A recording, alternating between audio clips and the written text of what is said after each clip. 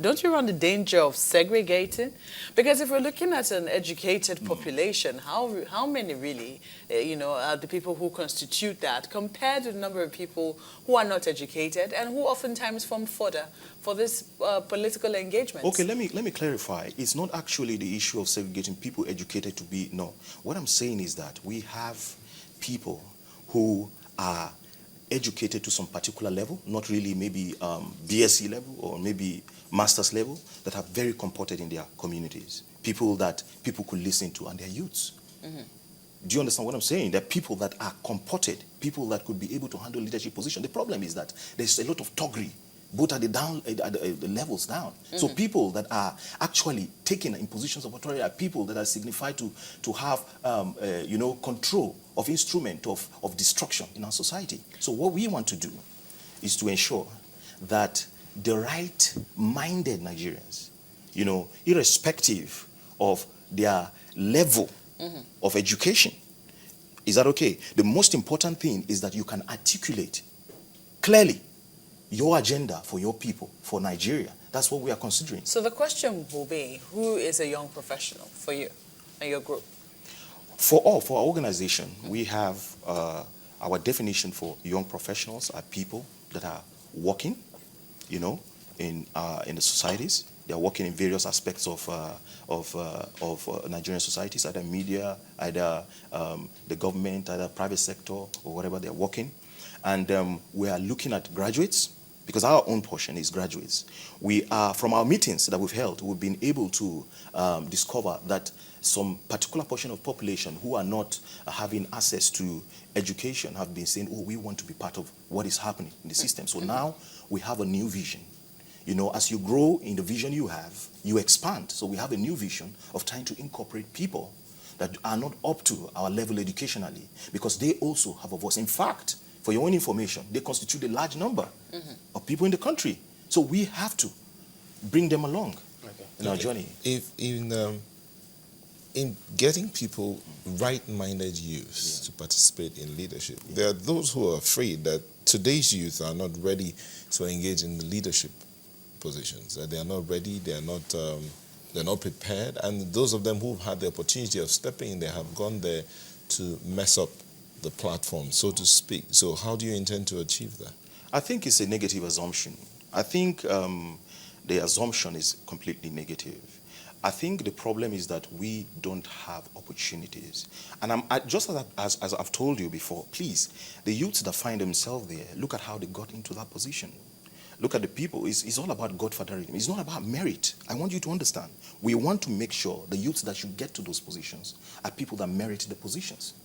Are you understanding what I'm saying? So if you look at youths that mess up in political positions in this country, there are people that are placed there by some people based on maybe ethnic or religious sentiments.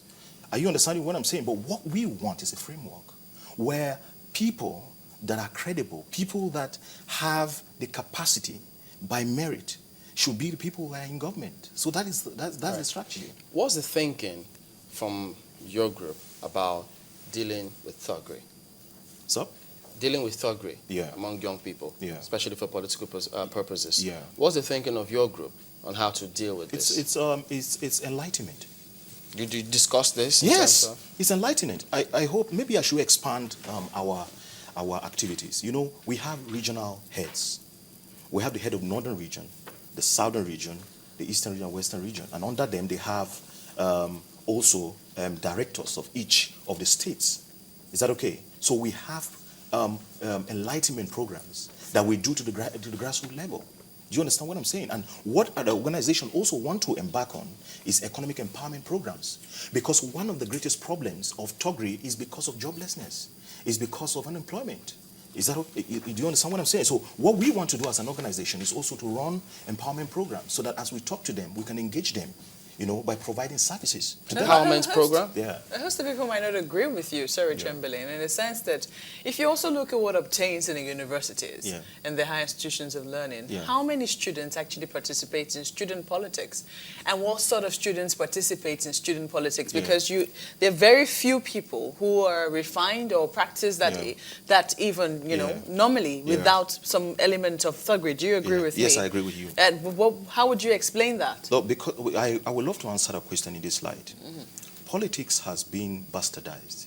The reason why people don't want to get into politics, especially younger generation, is because of how politics has been misrepresented in this country. But the truth about it is this, that those people in political positions in Nigeria are the ones that actually show the country the direction it ought to go. We cannot see beyond the vision of our leaders. What we are doing now is to ensure and to enlighten people that, look, we have to get involved in the process, because that is the only way change can take place in our country. So that is what we are doing, from places to places, from schools to schools. I think Suleiman, and you were also in the program in here in Lagos. The youth representative from university is awesome. The interviews that I have taken with them, and it's awesome. People want this change. People are saying, well, how can we? We have medical doctors, we have lawyers, we have mass comm people. All these people are saying, how can we make the change in our society? Because now, whether they like it or not, they will leave those schools and come out, and they don't have jobs. They will leave those schools and come out, but they have nothing to do. So we have to bring men of vision into politics. We have to bring people on board that could be able to create opportunities for people in our country. So that is how we embark on it. So does this group talk to student politicians, or those who, because I do remember way back at that time, I'm trying to remember his name now, where the then Student Union President, University of Lagos, what he was talking about, intellectual aluta.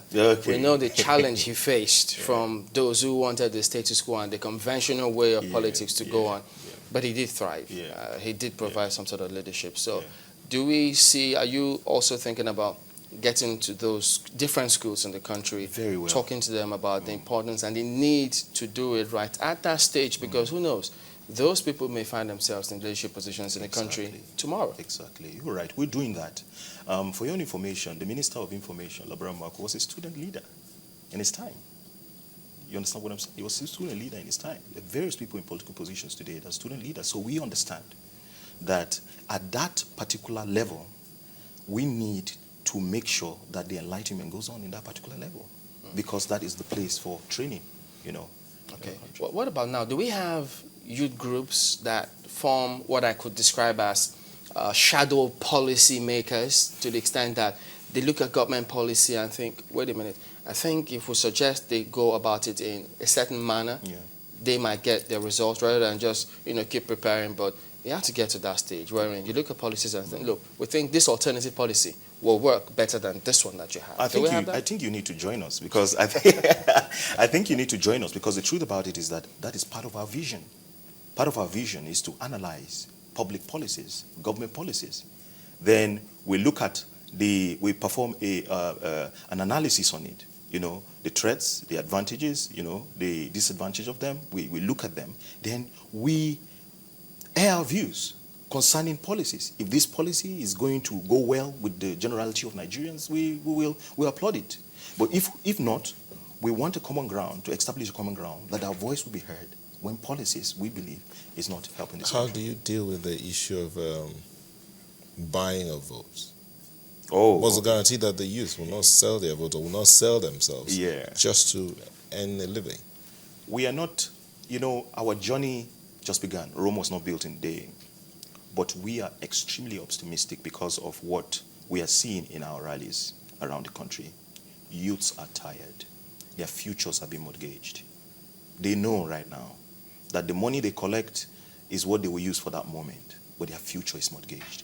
Do you know that we are the ones most hit by the problems of our country right now? 70% of the 80 million people I'm talking about are unemployed. We are worst hit with the situation of our country. Now the eyes of the youths are beginning to open, and people are beginning to say no way to money.